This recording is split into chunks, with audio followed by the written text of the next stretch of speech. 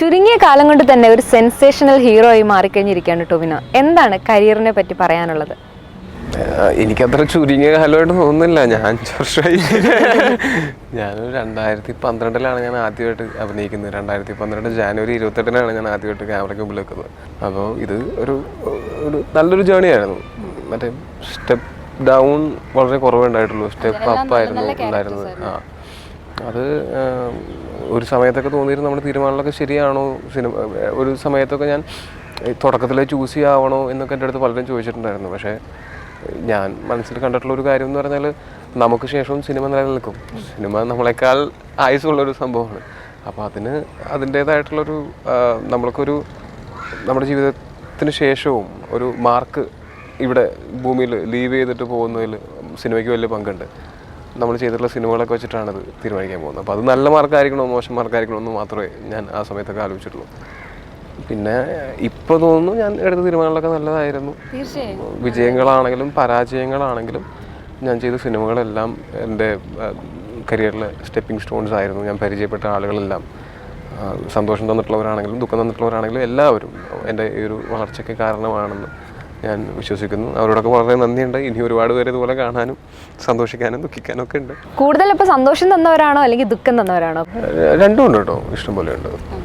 ദുഃഖങ്ങൾ തന്നവരെ കുറിച്ച് ഓർത്ത് വിഷമിക്കാറാണോ അല്ലെങ്കിൽ അതൊക്കെ നല്ലൊരു അനുഭവങ്ങളായിട്ട് തന്നെയാണോ കാണുന്നത്? സെയിൻറ്റ് ഒന്നുമല്ല, എനിക്ക് അവരോടൊക്കെ നല്ല ദേഷ്യമുണ്ട്. നല്ല ദേഷ്യമുണ്ട്.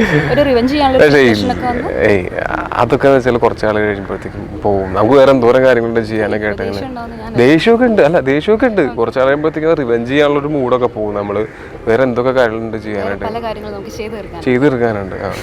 അപ്പോൾ രണ്ടുപേരും ഒരുപാട് നല്ല നല്ല ക്യാരക്ടേഴ്സ് ചെയ്തു. അപ്പോൾ ടൊവിനോയ്ക്ക് ചെയ്തതിൽ ഏറ്റവും ഇഷ്ടപ്പെട്ട ക്യാരക്ടർ ഏതായിരുന്നു? അങ്ങനെ ചോദിച്ചു കഴിഞ്ഞാൽ ഒരെണ്ണമായിട്ട് പറയാൻ പറ്റില്ല. കാരണം ഞാൻ എല്ലാത്തിനും ഒരുപോലെ ആത്മാർത്ഥമായിട്ട് തന്നെയാണ് വർക്ക് ചെയ്യുന്നത്. അപ്പോൾ സിനിമ വിജയിച്ചാലും പരാജയപ്പെട്ടാലും ഒക്കെ നമ്മളുടെ ക്യാരക്ടേഴ്സൊക്കെ നമുക്ക് ഭയങ്കര ക്ലോസ് ടു ഹാർട്ട് ആയിരിക്കും.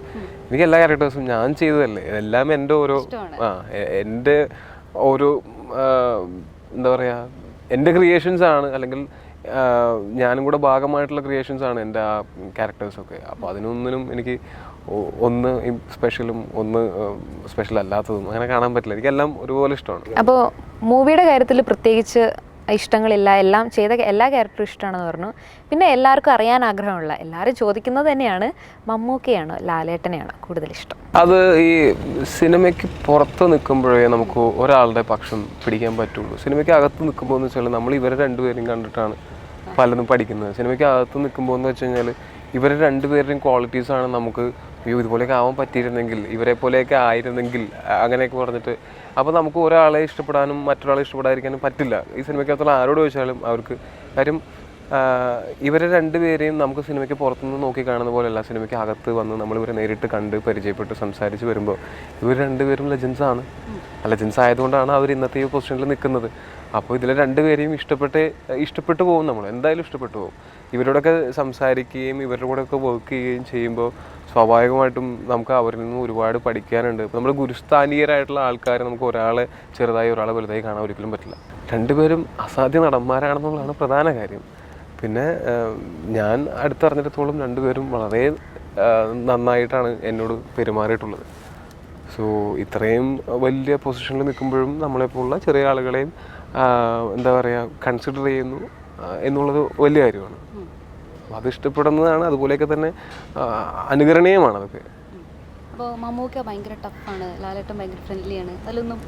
ഇതൊക്കെ പറയുന്നത് ആരാണ്? അവരെ പരിചയമില്ലാത്തവരല്ലേ, അവരെ നേരിട്ട് പരിചയമില്ലാത്തവരും അവരോട് സംസാരിച്ചിട്ടില്ലാത്തവരും അല്ലേ. നമുക്കൊരാളുടെ ഫോട്ടോ ഒക്കെ കണ്ടിട്ട് ഈ ഫോട്ടോ കണ്ടിട്ട് അയാൾ വളരെ അഹങ്കാരിയാണെന്ന് തോന്നുമല്ലോ എന്ന് പറയുന്നതിൽ യാതൊരു അർത്ഥവുമില്ല. ഒരിക്കലും ഒരാളെ നമ്മൾ നേരിട്ട് അറിയാതെ ജഡ്ജ് ചെയ്യാൻ പാടില്ല എന്ന് വിശ്വസിക്കുന്ന ഒരാളാണ് ഞാനത് ചെയ്യാറുമില്ല. അപ്പോൾ നേരിട്ട് അറിഞ്ഞതിന് ശേഷം ഞാൻ അവരെ പറ്റി പറയുകയാണെങ്കിൽ അവർ വളരെ നല്ല ഹ്യൂമൻ ബീയിങ്സ് ആണ്. എനിക്ക് വളരെ നല്ല അനുഭവങ്ങളാണ് അവരിൽ നിന്നുണ്ടായിരിക്കുന്നത്. ഇപ്പോൾ യുവ താരനിരകളിൽ എല്ലാവരും കല്യാണമൊക്കെ കഴിഞ്ഞ് ഇനിയിപ്പോൾ ഇത് കുറച്ച് പേരേ ഉള്ളൂ. ഇതിൽ ബാലു ഉണ്ട്. കല്യാണമൊക്കെ ഉണ്ടോ? ഇപ്പോൾ അടുത്തൊന്നും പ്രതീക്ഷിക്കണ്ട. അല്ല, ഇപ്പൊ അങ്ങനെ കല്യാണം കഴിക്കാനൊന്നും തീരുമാനിച്ചിട്ടൊന്നുമില്ല. അപ്പൊ അതൊക്കെ നല്ല സിനിമകളൊക്കെ പിന്നെ ഒരുപാട് പരിപാടികൾ ചെയ്യണമെന്നൊക്കെ ആഗ്രഹമുണ്ട്. അപ്പോൾ അതൊക്കെ കഴിഞ്ഞിട്ട് ഇപ്പോൾ നേരത്തെ പറഞ്ഞ പോലെ നമ്മൾ ഒരു സംഭവം മാത്രമൊന്നുമല്ല, പല പരിപാടികളൊക്കെ ചെയ്തു നോക്കി ഒന്ന് സമാധാനമായിട്ട് കല്യാണം കഴിക്കാം. പിന്നെ കുറച്ച് കാലൊക്കെ വിളിച്ചൊക്കെ നടക്കട്ടെ അല്ലേ. ഇനി വലിയ പ്രായമൊന്നുമില്ല കേട്ടോ ശരിക്കും. ഞാനൊക്കെ ചെറുപ്പത്തിൽ കല്യാണം കഴിച്ചു, അത് വേറെ കാര്യം. അത് വേണമെന്ന് തോന്നിയോ അല്ലെങ്കിൽ വേണ്ടിയില്ലായിരുന്നു എന്ന് തോന്നിയോ? കല്യാണം കഴിച്ച അടിപൊളിയല്ലേ. എനിക്കെന്ന് വെച്ചാൽ എപ്പോഴും ഷൂട്ടൊക്കെ കഴിഞ്ഞിട്ട് ചെന്ന് കയറാനൊരു സ്ഥലമുണ്ടല്ലോ. അതായത് എനിക്ക് സ്വന്തമായിട്ട് ഒരു ഫാമിലി. ഇപ്പോൾ ഞങ്ങൾക്കൊന്നും ഇല്ലെന്നാണ് പറഞ്ഞത്. എടാ നിനക്കത് അറിയാൻ പാടില്ലാതിട്ടാണ്. കല്യാണം കഴിഞ്ഞിട്ടുള്ളതെന്ന് പറയുമ്പോൾ നമ്മുടെ ഈ കല്യാണം കഴിയുക, കുട്ടി ഉണ്ടാവുക എന്നൊക്കെ പറയുന്നത്. ഞാൻ ഇവിടെ ഇടയ്ക്ക് ഇവന് നിനക്ക് തന്നെ അറിയാമല്ലോ, ഇപ്പോൾ ഷൂട്ടിൻ്റെ സമയത്ത് എൻ്റെ ഭാര്യയും കൊച്ചൊക്കെ എൻ്റെ കൂടെ വന്ന് താമസിക്കാറുണ്ട്. അപ്പോൾ കൊച്ചിനെ കളിപ്പിക്കാനൊക്കെ വരാറുണ്ടല്ലോടാ. സ്വന്തമായിട്ട് കൊച്ചു വേണമെന്ന് നിങ്ങൾക്ക് തോന്നിയിട്ടില്ലേ? അതിനെന്തിനാണ് മറ്റേ വീട്ടിൽ കയറാനൊരു സ്ഥലമുണ്ടെന്നൊക്കെ പറഞ്ഞത്?